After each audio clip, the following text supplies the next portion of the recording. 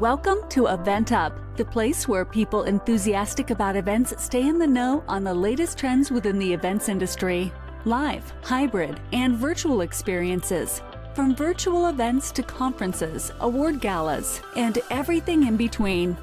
Here's your host, Amanda Ma.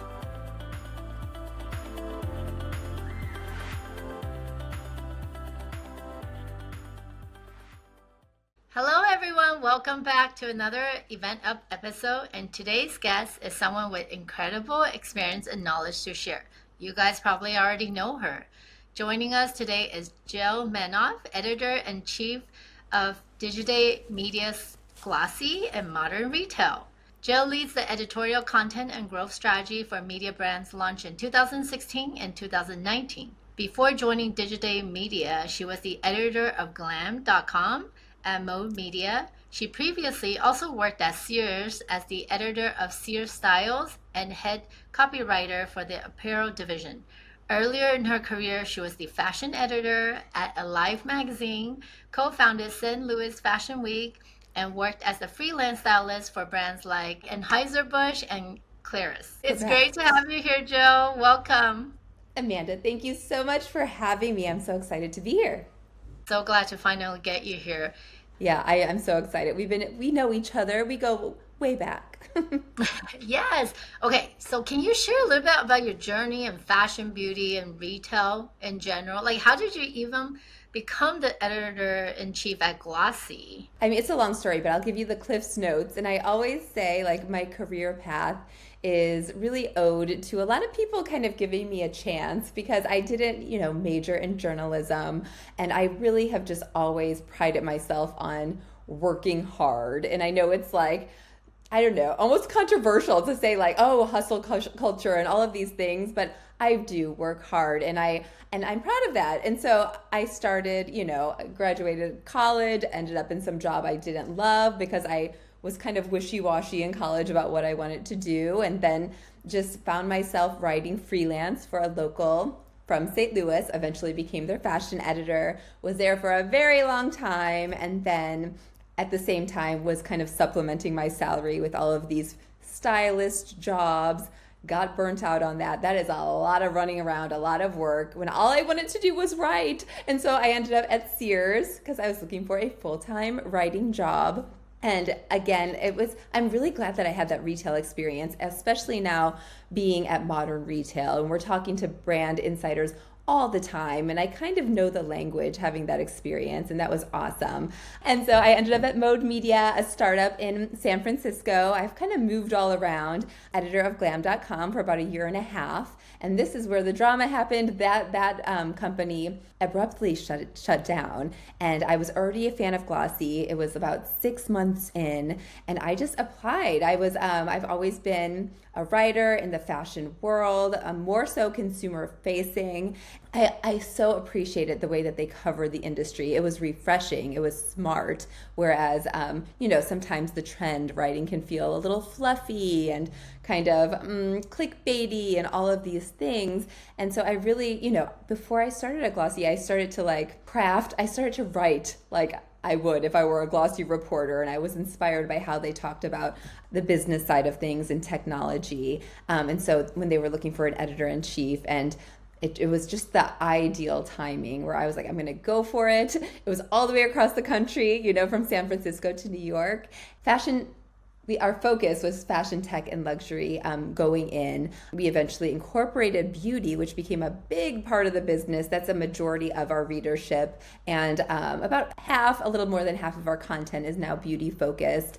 And that's really taken off. So I have an amazing team. We're under, like you said, we're under the Digiday Media umbrella, which also has Digiday, which has been around way longer than us and has the same kind of lens on content where they cover the evolution of media and marketing kind of with a critical point of view. They're really, I always say, cutting through the noise or saying what's really happening in the industry by talking to insiders. And we're doing the same for fashion and beauty and wellness. And our goal is to just be a guide for the industry. And gosh, it's only been a month and a half, I've taken on the responsibility of being the editor-in-chief also of Modern Retail, our sister publication. And again, the same type of a lens, covering the evolution of the space, really covering the what's up and coming, what insiders should know now to be better at their job and ahead of their competitors.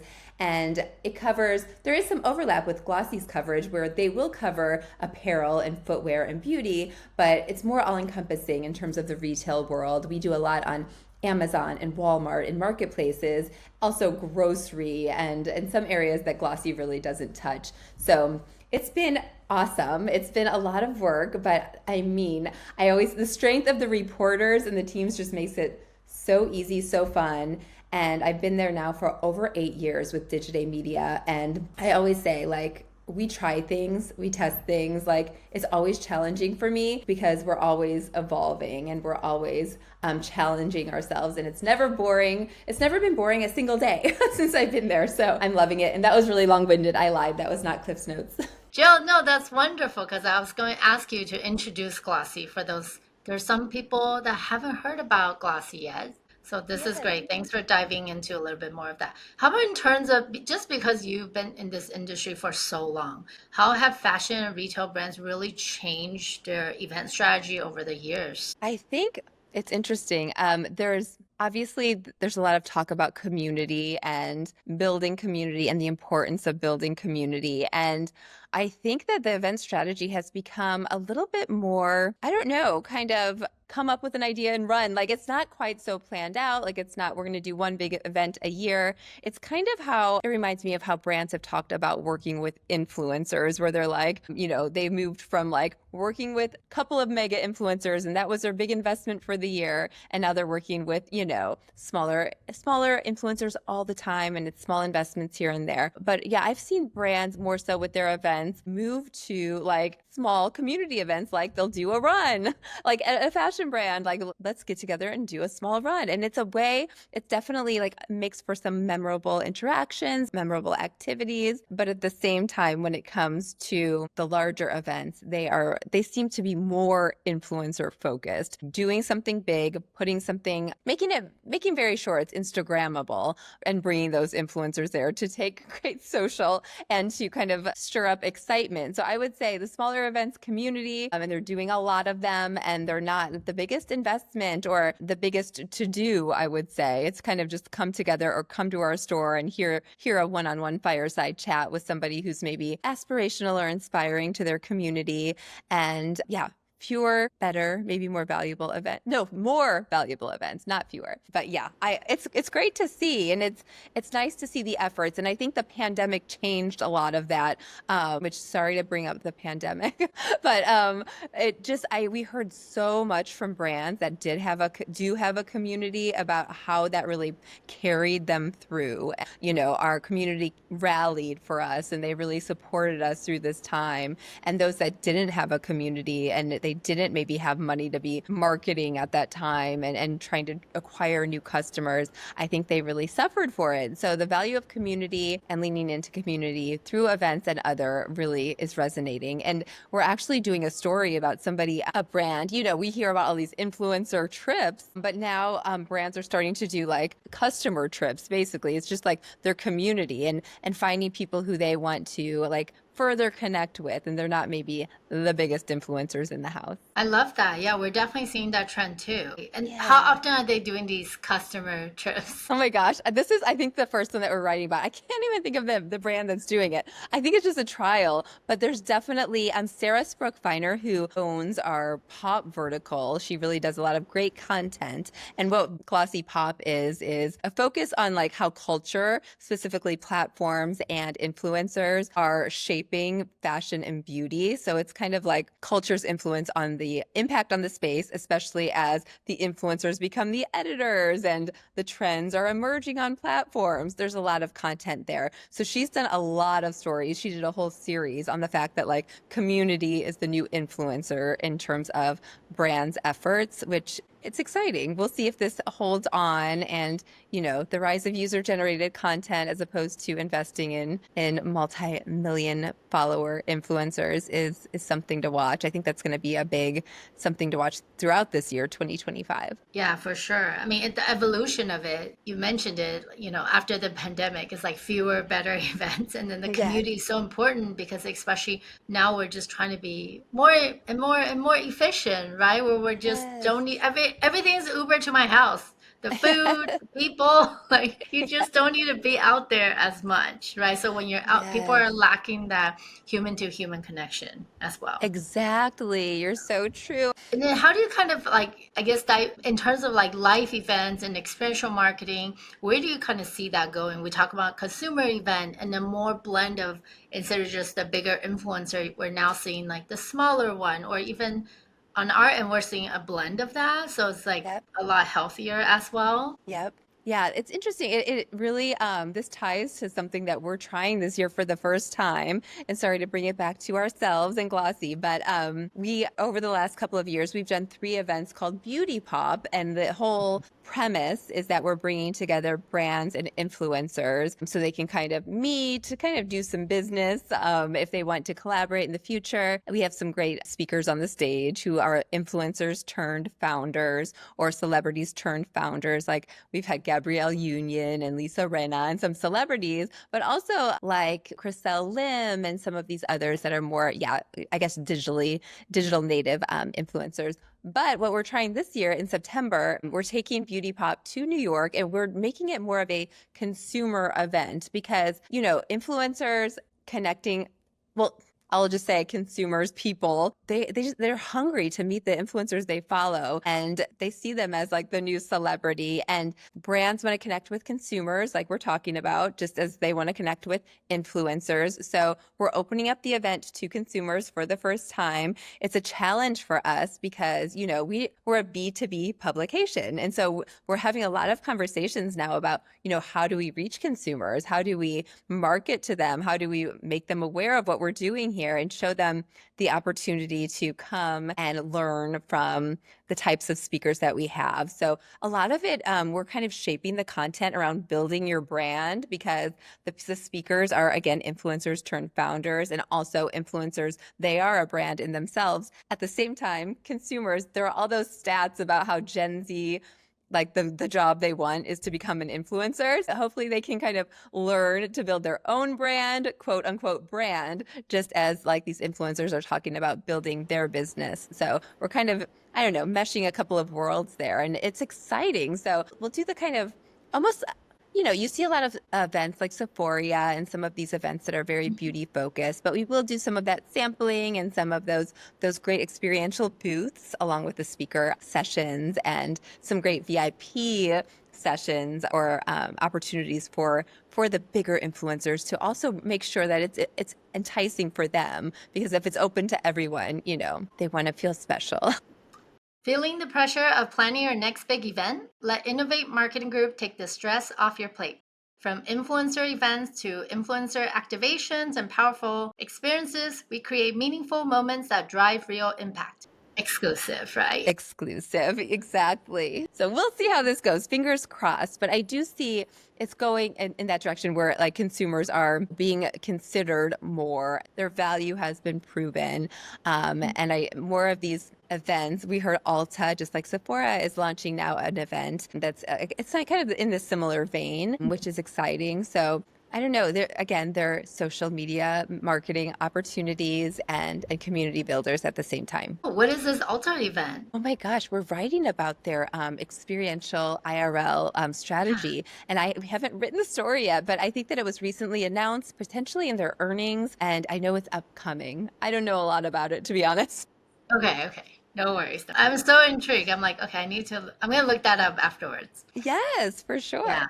In terms of advice for a smaller brand, what can they take away or learn from big budget activations like Fashion Week or even like major pop-ups that you have seen? Yes. Oh my gosh. Well, I always come back to our own events, but there was a lot of buzz this week in terms of, on LinkedIn about a lot of the events that I have been going to lately. They're actually not like consumer facing events. They're the retail events of the world, like the shop talks and the e-tail west and all of that. And there's a lot of buzz this week about like, do these events provide the same value that they once did? Because it used to be that it was more like practitioners talking on the stage, and they would get in the weeds about how they did their job and how they came up with solutions to challenges that brands are facing today and all these things. And now the conversation is really, well, the folks on the stage are just strictly CEOs and kind of PR trained and not really saying much. Anyway, but like kind of what we're doing now is what I see brands doing as well. We've always done this, but we have something called working groups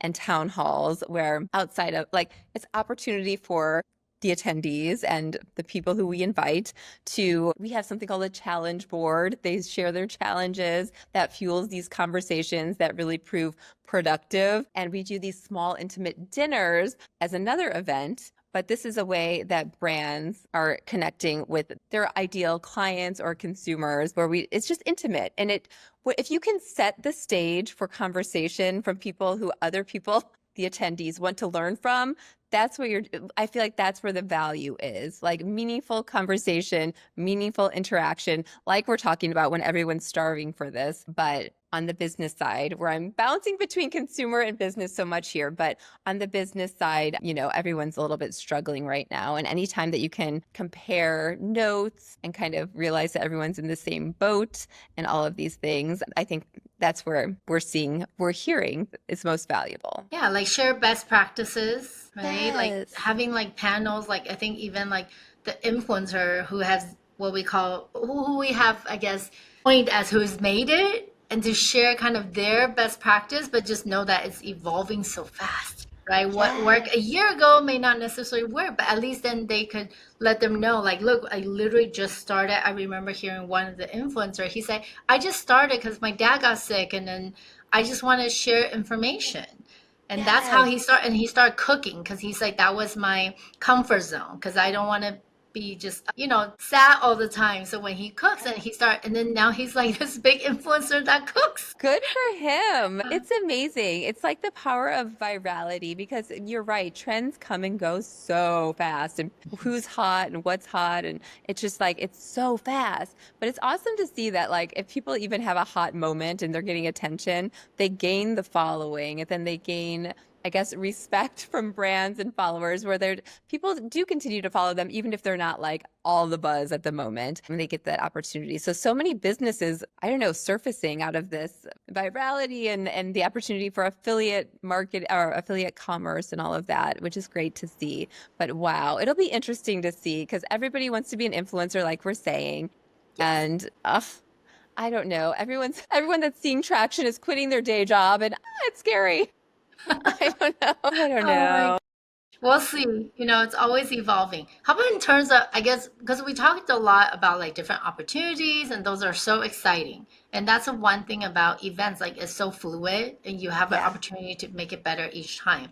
How about in terms of like challenges? So like, what are you seeing? What are the brands facing when it comes to like planning their event, pop-ups and experiences? I mean, budget, I know that comes up all the time, right? We had to do more with less now, but what are you seeing at your end? I was going to say budget. You took my answer. But yeah, trying to do more with less, and also partnering. We're just seeing partnerships that maybe wouldn't have been done in the past, or a brand popping up, almost like a shop in shop. Like, we're going to sell here for a little bit. What is the brand I'm thinking of? Larude, I think, like the shoe brand, like they launched a marketplace on their website where they're selling other brands, and they're doing, they're doing a lot of collaboration and events together. Jonathan, like there's a tangled web because everyone's partnering with everybody, but like Jonathan Cohen, the fashion designer, had a small intimate fashion show. It was a presentation, but really incorporated founders, people that he thought were inspiring. Marina Larude, the founder of this shoe brand, was one of the models and also a collaborator on product.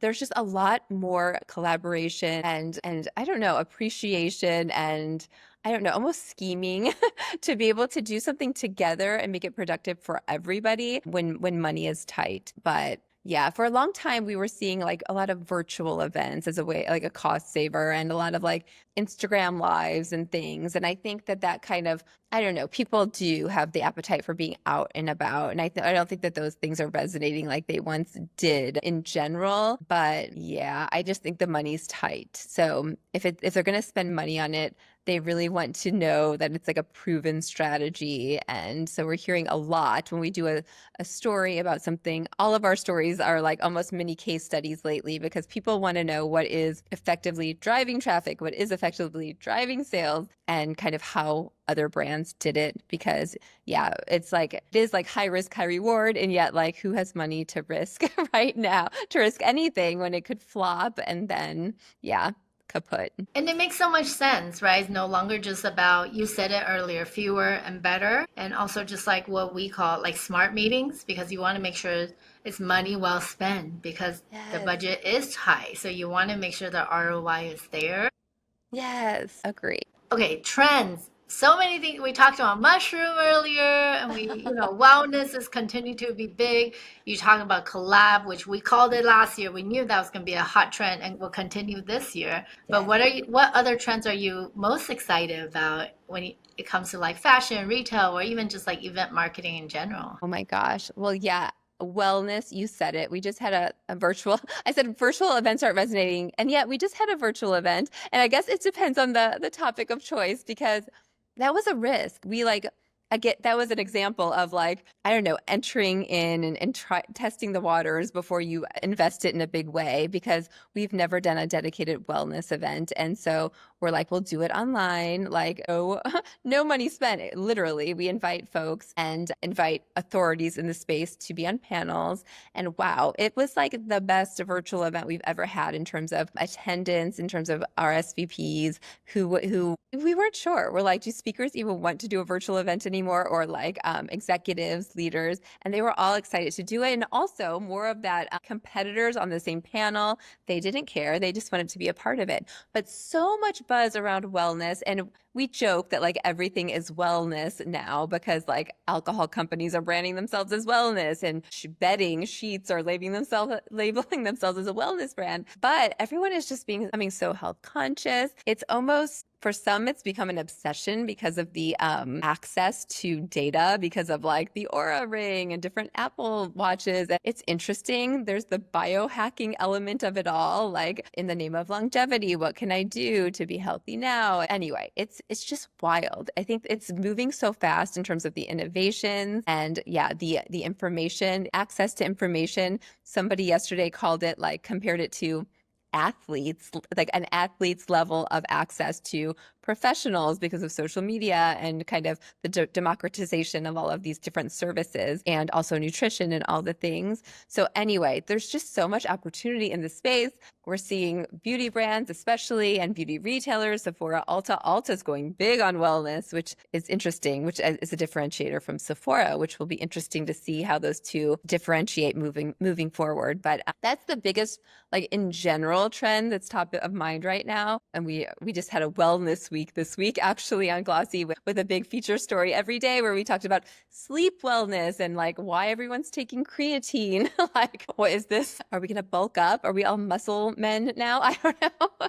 So, and that's a little bit differentiated from what we normally cover. And it was very successful. So thanks for us to explore there, as well as our readers are also interested in that. Okay, do you have any prediction about what's the next big thing that's coming? I mean, you're really out there. The biggest predictions, it's interesting. I think that this is so hard. A couple like the mini trends, like the wellness, obviously. Then there's the talk of like the influencer space and everything moving to user-generated content. And then, gosh, I'm watching, this is very advanced, but I wouldn't say advanced, but like it seems woo-woo or like, okay, whatever, calm down. But I do see, we did a story on WTF or like Glossy 101 is AI agents. And I've been doing a lot of reading up on it, and I am sold on the fact that it's going to transform e-commerce and it's going to transform how we search and discover products online. So for instance,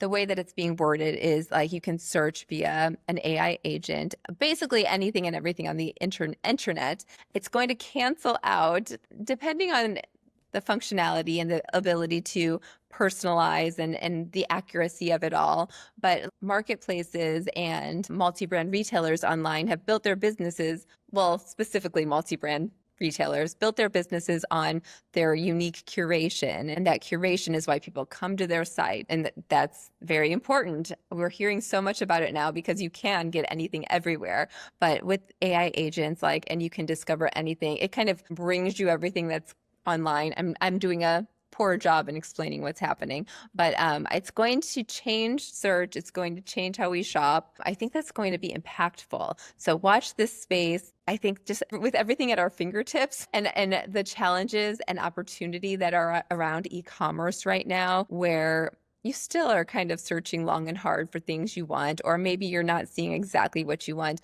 or maybe you're like me and you have to see every single black dress available before you pull the trigger and make the purchase. There's just a lot of obstacles that make it not fun. And you do want to just go to a store and have that experience because you feel like you're doing homework when you're shopping on e-commerce. So I just think a lot of innovation and changes are going to be happening to make it more, I don't know, enjoyable. I talked to Fabletics recently, the CEO, and he was saying like they're incorporating way more video on their e-commerce site, tons. And he's saying video is the future of e-commerce.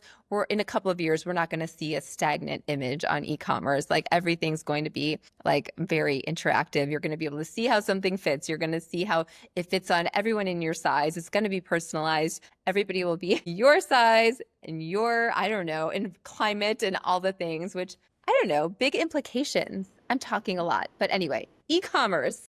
I could definitely see that. Like if I'm watching Love is Blind, I want to see how that dress looks on me, like instantly. Yes, I Right? agree. I agree. And now you know all the tricks. So like even if you see a dress and it's like the model is wearing blah blah like your size, then you're like, but is she clipped? Like can she spin around? I don't know. It's Yeah, very unclear. I need a profile look, right? Yes. What does the Yes. back look like? Yes, Totally. 100%.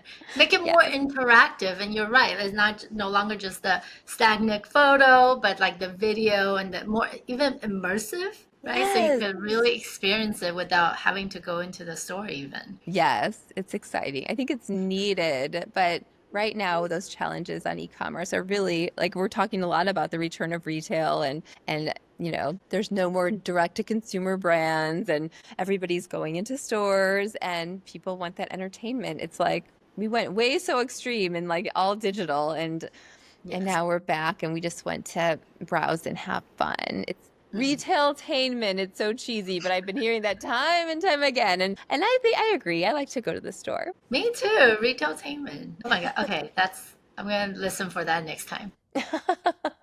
And as we wrapped up, I can't believe this is our last coming to the end of a session. What advice would you give to professionals who really just want to help brand create more engaging experiences? Yes. I would say, I would ask for your customer, your audience for feedback and just about what they like, honestly. What do you want to do? I feel like there's so much access to customers, and if you have an exchange, an ongoing exchange with them, whether it is on an Instagram, what do you call it, broadcast channel? I love that. I love that brands are using that. And when they're using when they're creating polls and they're really just outright asking, like, if we had a run club, would you come? If we had a reading club, would you come? And it gets people excited. And then they kind of see other people's responses and they're like, she thinks it'd be fun. Would that be fun? Yeah, I'd like to go to that. Like, I just think like there's no question anymore about like, should we risk it? Like, there's so much access. I would just say be direct and keep that constant communication going. And I don't know, be real, be raw. Like you could have your founder on there. We just had this event yesterday and I didn't know this fitness influencer turned founder named Autumn Calabrese, but she was talking about how she's basically on her Instagram like every day. And she's like, I'm sick today, but she's just like interacting and sharing how she's feeling and asking again her followers like what should she do next, or I'm thinking about starting a grocery line, should I do that? And she's basically like, they want it, I'm doing it. So That's I think great. there's value there. And yeah, she's just being human at the end of the day, right? Because we don't always just show up beautiful and like every day is perfect. Yes, it's so true. But yeah, in terms of like experiential events, Yeah, I would say ask, and I would say try. Like, we have a motto here at Digital Media. We're always like, just do, like do. Like, we don't think about it so much. And if there's like, I don't know, we like to do like data-driven things, but if there are signs that the audience may want that, like try it. If it's not spending all your money, of course. Oh my gosh. Thank you so much, Jill. It was an absolute blast. I laughed so much and learned so much from you. It's just Thanks. great having you on the podcast. Honestly, like you have such a fun energy and a lot of wisdom and insight. So this will make a very exciting episode. Yeah, I can't hope wait for so. more people to hear this and tune in. I hope so. I so enjoyed it. Thanks for having me. It was so fun. Thank you. EventUp is powered by Innovate Marketing Group, your go-to partner for unforgettable events and experiences. Discover how we bring brands to life at innovatemkg.com. If you enjoyed this episode, don't forget to leave us a rating and review. It helps more listeners like you find the show and keeps the inspiration going. Thank you for listening. Tune in next time on EventUp.